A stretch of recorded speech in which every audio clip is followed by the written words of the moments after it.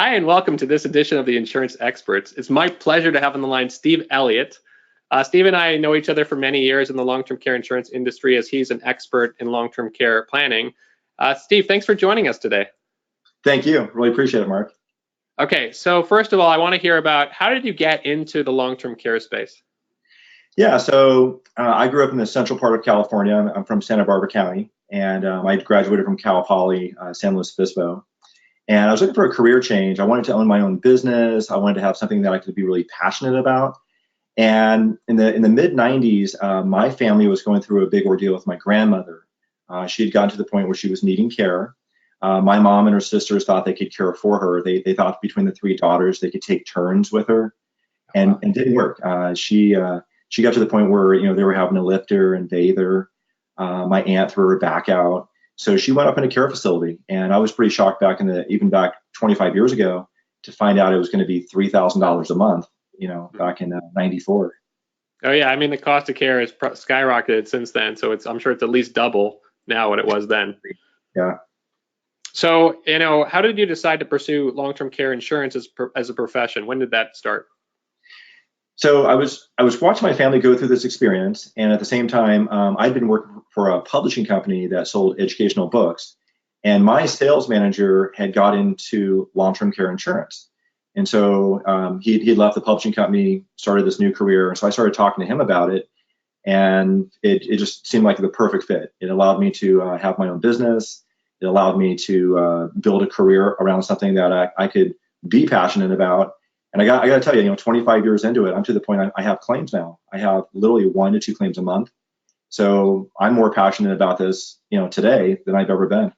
Wow. So you've been in it for 25 years. You must have started like when you're really young then. I was 12. Yeah. So I know we wanted to talk about a story of a client you worked with recently. Tell us a little bit about how you met with this client. Yeah, so they had contacted me here in San Diego County. I work through a credit union that endorses me to offer long-term care to their members. They had reached out to me, and I went to their home. They'd been thinking of long-term care for many, many, many years. But what really brought this home to them was an experience they've had over the last 5 years with his father. Mm. Yeah, I mean, it usually starts with a personal experience. That's how people become aware of this. And unfortunately, it's too late maybe to do long-term care insurance for the parents, but then you start thinking about it for yourself, right? Exactly. And that was their position. His father had a stroke, and for the first 2 years, they moved him into their home, cared for him pretty much full time. And they started to really understand like how much work it is. He got worse over time. They ended up moving him to an assisted living facility. And then more recently, he's now been put into a nursing home. So they've taken the whole spectrum of the care. Okay, so tell us a little bit about like what their needs were for these clients. What were they interested in doing to protect themselves against that risk? So they once again thought of long-term care for many years, but I think their hesitancy was the fact that they had pretty substantial assets.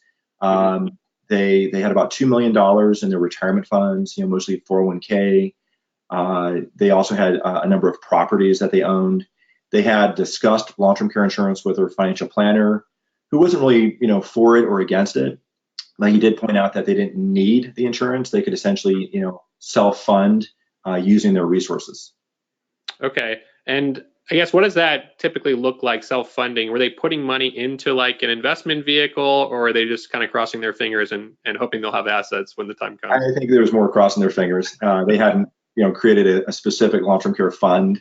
It was more the idea that, if they need care, they could just simply withdraw, interest or even deplete the capital from their investments. And they would, I think in their mind, they would never go through the entire $2 million. Right. And when did insurance become more of interest to them in their conversation with you?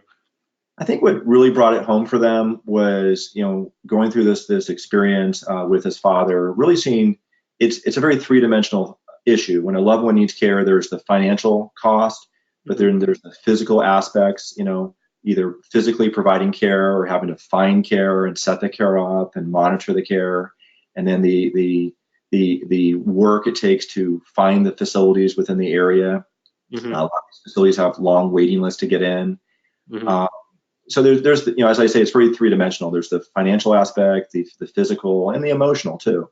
And so that I think they started to realize that though they could self-fund, they didn't want to put the burden on their three boys. That was their main motivation to really take another look at long-term care insurance as an option. Right. It's really protecting the family and having that structure in place. So you have, a professional coming in and being able to help your family out when they need it the most. Exactly. So what type of solution did you develop for them? First of all, what were their needs in the insurance side of it? Yeah. So their concerns were they wanted something to really protect against the long-term catastrophic risk. They heard that a lot of long-term care policies can be limited in how long the policy would provide care. A lot of policies are limited to 3 years of care or 5 years of care, but they wanted a policy that would give them the peace of mind to know that it would never run out. And I think they also like the idea that if there are products out there, the hybrid policies that are either life with long-term care or annuities with long-term care, where if they don't need the long-term care benefit, then there's a death benefit paid out upon their death. He was also concerned, like when we started to really look at their situation, though they have a couple $1 million in the bank, he doesn't have a pension. And when he does eventually retire, they're going to be withdrawing a lot of the interest and the money from their retirement funds to help supplement their income in retirement. And should they have, as I pointed out, if they had a catastrophic situation when they're younger, they have to complete a big portion of that capital. That could severely impact the lifestyle of the other spouse long term. Right. And I think people are surprised that there are so many actually different options out there. Some of them are very affordable.